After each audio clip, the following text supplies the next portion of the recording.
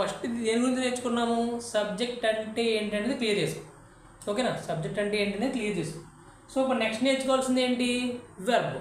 So ఈ verb subject గురించి అయిపోయింది, వెర్బ్ గురించి నేర్చుకుంటే కనుక ఇంకా ఆబ్జెక్ట్ ఉండిపోద్ది అనమాట. సో నెక్స్ట్ మనం ఏం నేర్చుకుంటాం అంటే కనుక వెర్బ్ గురించి నేర్చుకుంటాం. సో సబ్జెక్ట్ అంటే పర్సన్స్ అని చెప్పాము, ఆ 3 పర్సన్స్ గురించి డిస్కస్ చేసాం. ఎనఫ్, ఇంకా సబ్జెక్ట్ గురించి మనకు క్లారిటీ వచ్చింది. సో నెక్స్ట్ ఏంటి అంటే వెర్బ్. సో వెర్బ్లో ఏముంటాయి, ఎన్ని ఉంటాయి అనేది నేర్చుకుంటే వెర్బ్ కూడా అయిపోయినట్టే. సో ఇప్పుడు ఏంటి వెర్బ్. సో వెర్బ్ అంటే తెలుగులో ఏం చెప్పాం, క్రియ అని చెప్పాం, ఒక పని చూసింది. సో ఈ వెర్బ్లో ఎన్ని ఉంటాయంటే కనుక మొత్తం 3 ఉంటాయి. V1, V2, V3 ఉంటాయి. సో V1 అంటే ఏంటి, V2 అంటే ఏంటి, V3 అంటే ఏంటి. సో V1 అంటే ఏదన్నా ఒక వెర్బ్ P1లో ఉంది అంటే కనుక అది ప్రజెంట్ టెన్స్ని ఇండికేట్ చేస్తుంది. సో ఏంటి సార్ మళ్ళీ V1 ఏంటి, V2 ఏంటి, V3 ఏంటి అంటే కనుక, సో ఇప్పుడు ఒక వెర్బ్ తీసుకుందాం అనుకోండి. ఫర్ ఎగ్జాంపుల్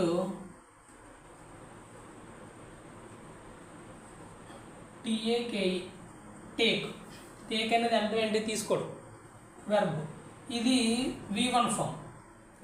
ఇప్పుడు టుక్ అంటే ఇది V2.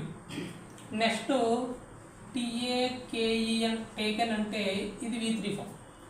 సో ఒకటే వెర్బ్ V1, V2, V3 ఫామ్లో ఉంటుంది. సో V1లో ఉంది అంటే అర్థం ఏంటంటే, దాని అర్థం ఏంటి, ఒక వెర్బ్ V1 ఫామ్లో ఉందంటే అది ప్రజెంట్ టెన్స్ని ఇండికేట్ చేస్తుంది. ఓకేనా. సో కొన్ని సిచ్యువేషన్స్లో V1లో ఉన్నా కూడా పాస్ట్లో ఇండికేట్ చేస్తే మనకు ముందు క్లాస్లో మనకు అర్థం అవుద్ది. సో జనరల్గా V1 ఉంది అంటే కనుక అది ప్రజెంట్ టెన్స్లో ఉంది. ఓకేనా. నెక్స్ట్ V2 అంటే కనుక, V2 అంటే పాస్ట్, V2 అంటే పాస్ట్ టెన్స్లో ఉంది. సో నెక్స్ట్ V3 అంటే పాస్ట్ పార్టిసిపుల్ అంట,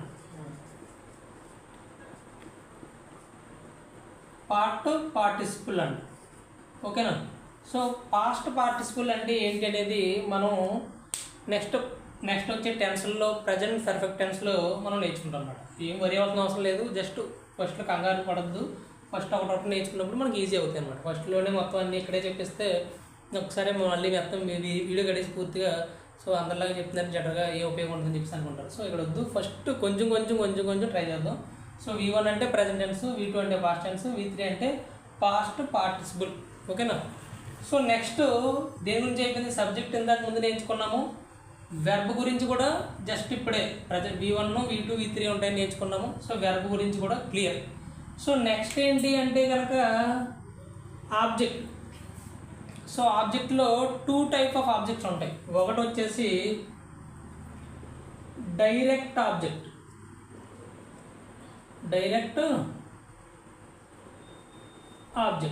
రెండు వచ్చేసి ఇండైరెక్ట్ ఆబ్జెక్ట్. సో మొత్తం ఎన్ని ఉంటాయంటే, ఆబ్జెక్ట్లు ఎన్ని ఉంటాయంటే 2 ఆబ్జెక్ట్స్ ఉంటాయి. అంటే ఆబ్జెక్ట్ని 2 టైప్స్ చెప్పచ్చు, direct object, indirect object. So direct object అంటే ఏంటంటే, ఇప్పుడు సబ్జెక్ట్ ఏదైనా పని చేసినప్పుడు, ఇప్పుడు ఫర్ ఎగ్జాంపుల్ ఇంతకు ముందే ఒక స్టేట్మెంట్ చెప్పాము మనం. ఏంటి ముందు క్లాస్లో జస్ట్ ఏమని చెప్పాము, నేను భోజనం చేశాను. నేను అనే పర్సన్ అంటే నేను ఏం చేశాను, భోజనం చేశాను. భోజనం తినను కాబట్టి భోజనం అనేది డైరెక్ట్ ఆబ్జెక్ట్ అవుతుంది. సో అలా కాకుండా రిమైనింగ్ భోజనం కాకుండా డైలీ భోజనం చేస్తానంటే ఈ డైలీ కానీ లేకపోతే ఇలా ఏదన్నా డైరెక్ట్ ఆబ్జెక్ట్ కాకుండా మిగిలిన ఏదైతే స్టేట్మెంట్లో మిగిలిన సెంటెన్స్లు ఉంటాయో, మిగిలిన వర్డ్స్ ఉంటాయో అవన్నీ కూడా ఇండైరెక్ట్ ఆబ్జెక్ట్లో ఉంటాయి. సో ఇంతవరకు మనం ఏం నేర్చుకున్నాం అంటే కనుక సబ్జెక్ట్స్ ఎన్ని ఉంటాయి నేర్చుకున్నాము, వెర్బ్స్ ఎన్ని ఉంటాయి నేర్చుకున్నాము, ఆబ్జెక్ట్స్ ఎన్ని ఉంటాయి నేర్చుకున్నాము. ఇక్కడతో మీకు 60% ఇంగ్లీష్ మాట్లాడి వచ్చినట్టే. సో ఫస్ట్ ఫార్ములా వచ్చింది. సో సబ్జెక్ట్ అంటే ఏంటి తెలిసింది, వెర్బ్ అంటే ఏంటి తెలిసింది, ఆబ్జెక్ట్ అంటే తెలిసింది.